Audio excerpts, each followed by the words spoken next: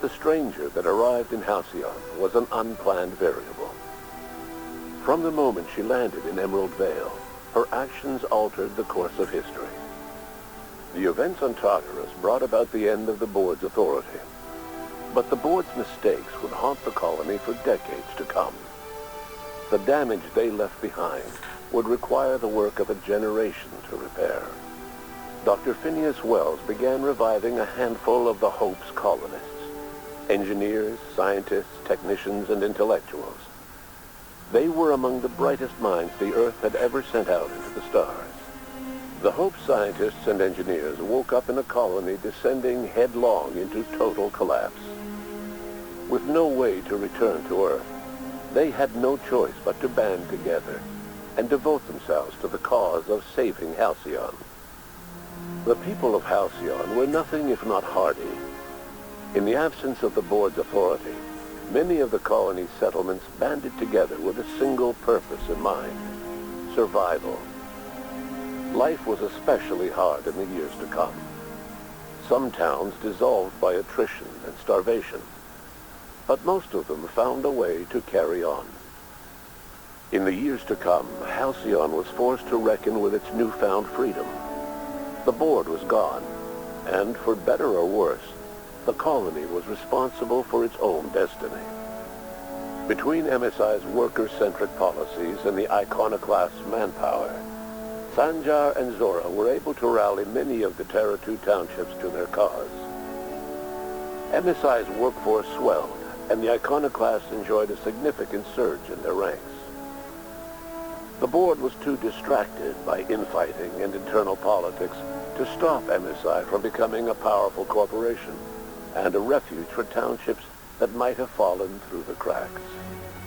Consumed by paranoia, Lilia Hagen took Sublight Salvage in a controversial direction, openly accusing board officials of an extraterrestrial conspiracy.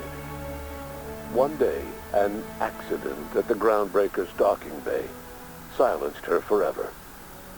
Time would tell if her replacement could keep the Sublight family together.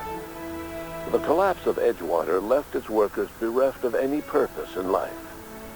Most of them made their way to Adelaide McDevitt's camp, hoping to ingratiate themselves into her favor. Adelaide accepted only a few to her community. The rest were turned away and likely died of starvation. Nevertheless, Adelaide's camp grew into a well-established town. Adelaide McDevitt refused to cooperate with the ongoing effort to save Halcyon from collapse. A sympathetic deserter stole a copy of her research and delivered it to the Hope's scientists. It is unclear how useful Adelaide's research was. An optimistic estimate suggests her work may have bought Halcyon another few years of survival. Adelaide would never know. She died that winter. Under the leadership of Junlei Tennyson, the Groundbreaker held firm against corporate influence. The ship's mechanical stability gave Junlei the time to educate a promising generation of engineers schooled in her family's traditions.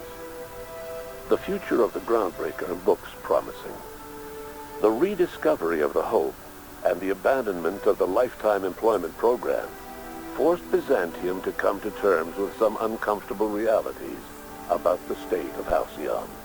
While Byzantines were reluctant to surrender the luxuries they'd grown accustomed to, the board's diminished authority gave them little choice in the matter.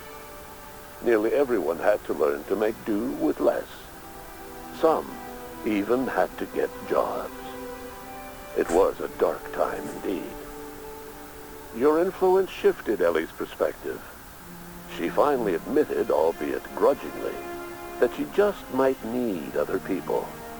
Sometimes.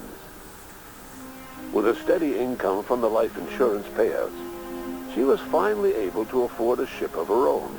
She hired a small crew and flew supply missions to communities on the fringe. Some of them were even legal.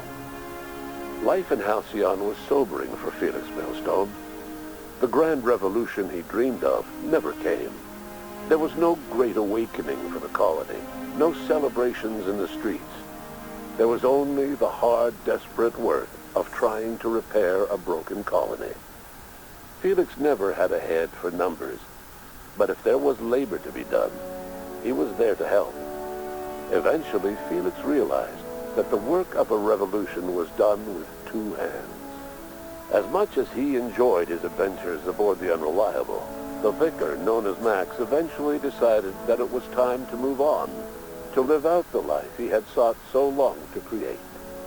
He knew there were many in the colony who carried burdens much worse than the ones he had struggled with, and he devoted himself to easing their suffering wherever he could. He only ever took up arms again to defend the defenseless.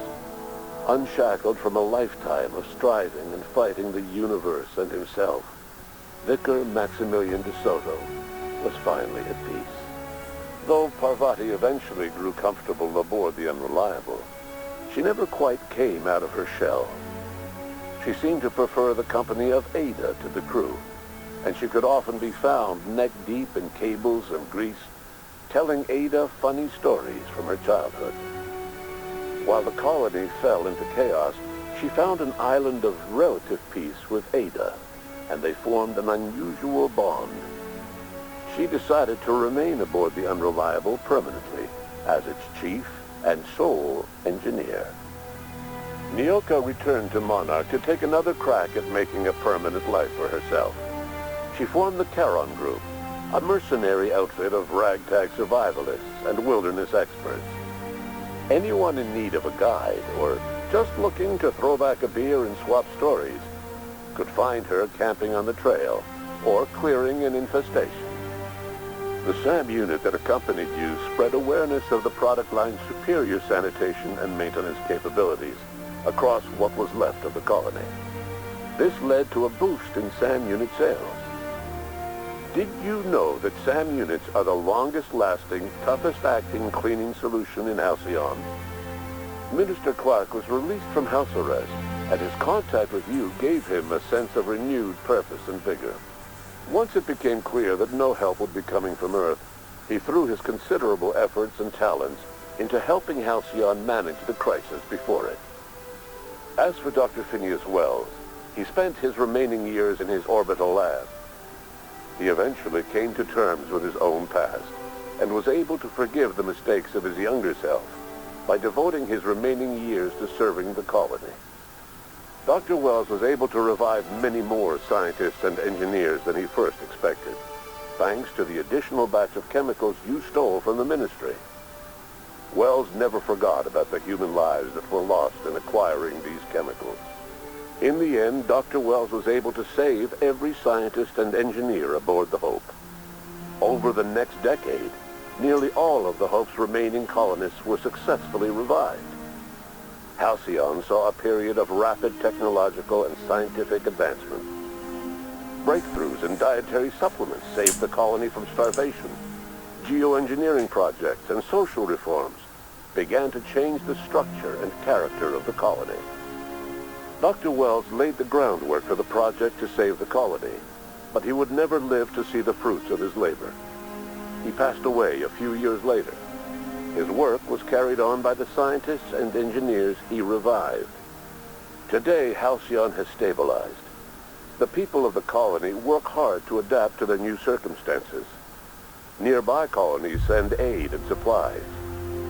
Life will never be easy in Halcyon, but for the first time in its history, there exists a sense of real, genuine hope about the future. And what about you? The unplanned variable in the history of Halcyon. You brought an end to the chaos on Tartarus and proved yourself the most capable leader left in the colony. You administered the colony in your own image. With the old power of the board destroyed, a new government of Halcyon rose with you at its center. With your steady hand, you guided Halcyon through the turbulent years that were to follow and helped ensure the survival of the colony until the end of your days. No one knows what's happened to Earth, and no one knows what the future has in store for Halcyon. All we know for certain is this: the name of the Unreliable and that of its intrepid captain will remain the subject of countless stories for years to come.